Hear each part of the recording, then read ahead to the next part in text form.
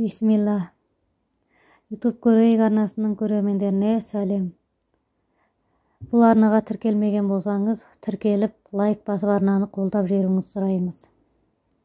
Бүгінгі айтатынымыз қызықты мәліметтер. Адамның мұрны табиғи кондиционер.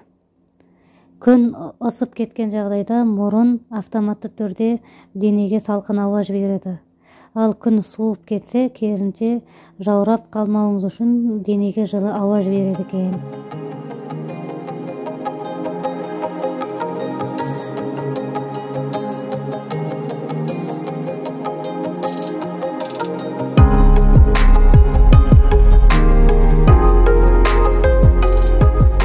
Және бір қызықты мәлімет, адам ұйықтағанда денесі бірнеше сантиметрге ұзарады екен.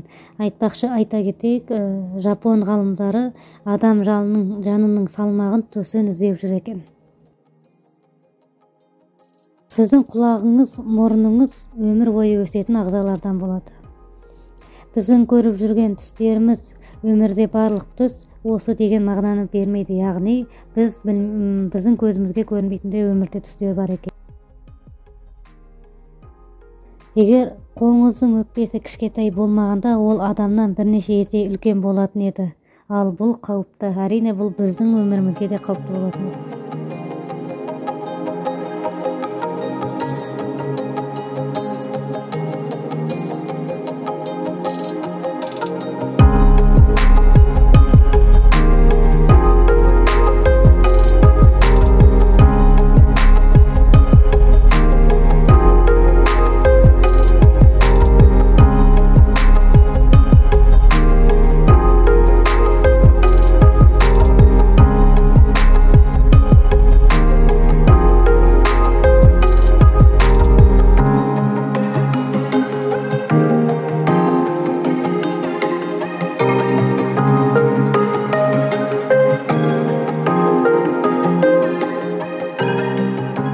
Бала тышқанының үш бөлмесі болады.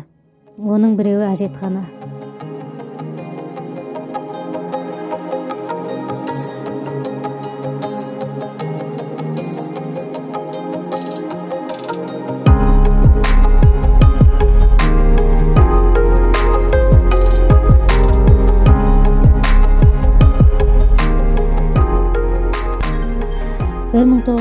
жылы инженер Виктор Милсқа қызы сәбиін қарай тұруға тастап кетеді.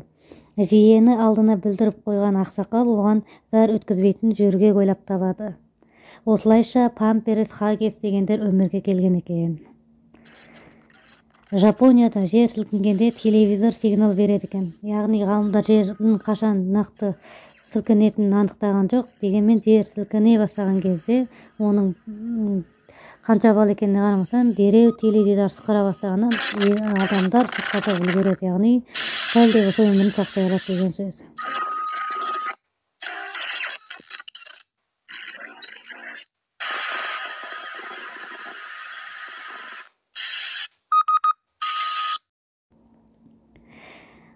Қыран-құс суицид жасау үшін емес, яғни өз-өзіне қол жұмсау үшін емес, жерге қона алмағаны үшін құздан құлап мерт болады екен. Яғни әбден қартайған қыран-құстың құйрықтары жұлынып, қонуға жарамсыз болған себепті ол қонамын деп әуре болып, әбден қалтырап шаршаған соң амалсыз құздан құлап солай мерт болады екен. Бұл достар YouTube көрейік арнасы. Арна қызықты болса лайк басып отырыңыз. Бұл айтылған қызықты мәліметтерді достарыңызбен де бөлісе отырыңыз. Көп рахмет.